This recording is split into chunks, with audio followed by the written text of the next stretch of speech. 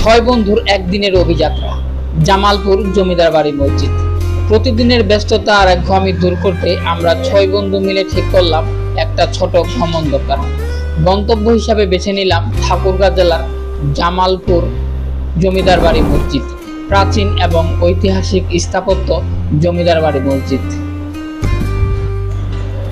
মসজিদটির সামনে গিয়ে আমাদের সবার প্রথম অনুভূতি ছিল ওয়াও, অন্যান্য স্থাপত্য, পুরনো দিনের সৌন্দর্য আর নীরব পরিবেশ যেন এক সময়ের ইতিহাস কথা বলে ওঠে।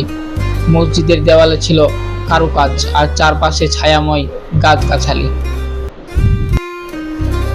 স্থানীয় একজন বৃদ্ধ আমাদের বলেন, মসজিদটি নাকি জমিদার আমলের, অনেক বছর ধরে এখানে নামাজ আদায় হয় এবং আশেপাশের মানুষজনের কাছে এটি খুবই গুরুত্বপূর্ণ ধর্মীয় ঐতিহাসিক স্থান।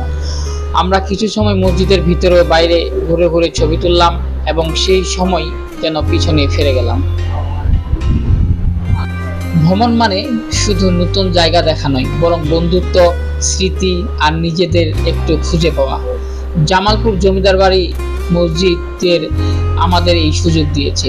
যদি আপনি ইতিহাস আর প্রকৃতির ছোঁয়া একসঙ্গে পেতে চান, তবে অবশ্যই ঘুরে আসতে পারেন এই সুন্দর স্থানে।